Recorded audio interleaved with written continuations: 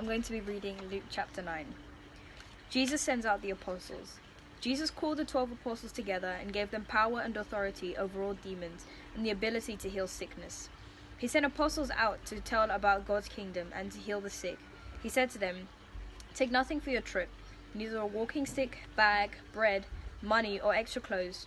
When you enter a house, stay there until it is time to leave.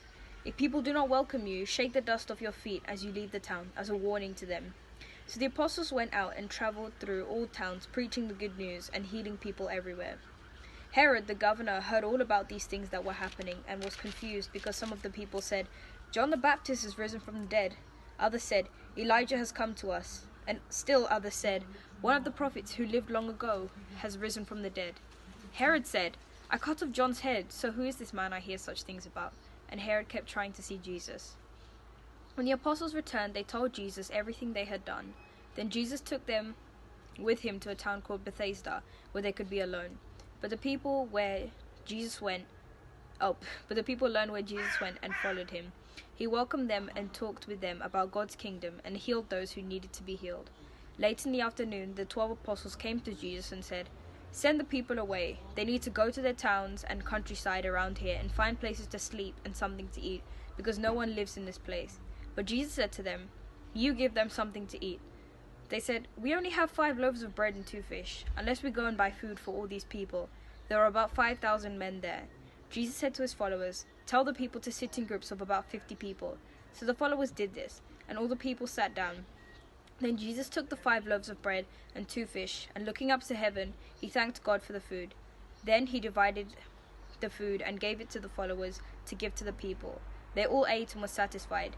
What was left over was gathered up, filling 12 baskets. Once, when Jesus was praying alone, his followers were with him, and he asked them, "Who do the people say I am?" They answered, "Some of you say that you are John the Baptist, others say that you are Elijah, and others say that you are one of the prophets from long ago who has come back to life." Then Jesus said, "But who do you think I am?" Peter answered, "You are the Christ from God." Jesus warned them not to tell anyone, saying, "The Son of Man must suffer many things. He will be rejected by the Jewish elders and the leading priests and the teachers of the law. He will be killed, and after 3 days he will be raised from the dead." Jesus said to all of them, "If people want to follow me, they must give up the things that they want. They must be willing to give up their lives daily to follow me. Those who want to save their lives will give up their lives, but those who want to give up their lives for me will have true life. It is worth nothing for them to have the whole world if they themselves are destroyed or lost. If people are ashamed of me and my teaching, then the Son of Man will be ashamed of them when he comes in his glory, and with the glory of Father and the angels. I tell you the truth, some people standing here will see the kingdom of God before they die." About 8 days after Jesus said these things, he took Peter, John, and James and went up to a mountain to pray. While Jesus was praying, the appearance of his face changed and his clothes became shining white. Then the 2 men, Moses and Elijah, were talking with Jesus. They appeared in heavenly glory, talking about his intended departure, which he would soon bring about in Jerusalem. Peter and the others were very sleepy, but when they awoke fully, they saw him. When Moses and Elijah were about to leave, Peter said to Jesus, "Master, it is good that we are here. Let us make 3 tents, one for you, one for Moses, and one for Elijah." Peter did not know what he was talking about. While he was saying these things, a cloud came and covered them, and they became afraid as the cloud covered them. A voice came from the cloud saying, "This is my son, whom I have chosen. Listen to him." When the voice finished speaking, only Jesus was there. Peter, John, and James said nothing and told no one at the time what they had seen. The next day, when they came down from the mountain, a large crowd met Jesus. A man in the crowd shouted to them, "Teacher, please come and look at my son, because he is my only child. An evil spirit seizes my son, and suddenly he screams. It causes him to lose control of himself and foam at the mouth. The evil spirit keeps on hurting him and almost never leaves him.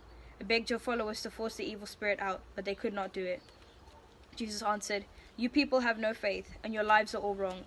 How must I stay here with you and put up with you? Bring your son here." While the boy was coming, the demon threw himself on the ground and made him lose control of himself. But Jesus gave a strong command to the evil spirit and healed the boy and gave him back to his father. All the people were amazed at the great power of God. While everyone was wondering about what Jesus did, he said to his followers, "Don't forget what I tell you now. The Son of Man will be handed over to people, But the followers did not understand what this meant. The meaning was hidden from them, so that they could not understand, but they were afraid to ask Jesus about it. Jesus' followers began to have an argument about which one of them was the greatest. Jesus knew what they were thinking, so he took a little child and stood behind the child. Then Jesus said, "Whoever accepts this little child in my name accepts me, and whoever accepts me accepts the one who sent me, because whoever is least among you is really the greatest." John answered, "Master, we saw someone using your name to force out demons. We told him to stop, but he does not belong to our group." But Jesus said, "Don't stop him, because whoever is not against you is for you." When the time was coming near for Jesus to depart, he was determined to go to Jerusalem. He sent some men ahead of him, who went into a town in Samaria to make everything welcome for him. But because he was setting off for Jerusalem. When James and John, followers of Jesus, saw this, they said, "Lord, do you want us to call fire down from heaven and destroy these people?" But Jesus turned and scolded them. Then they went to another town. As they were following along the road, someone said to Jesus, "I will follow you anywhere you go." Jesus said to him, "The foxes have holes to live in, and the birds have nests, but the Son of Man has no place to rest his head." Jesus said to another man, "Follow me." But he said, "Lord, first let me go and bury my father." But Jesus said to him, "Let the people who are dead bury their own dead. You must go and tell about the kingdom of God." Another man said, "I will follow you, Lord, but first let me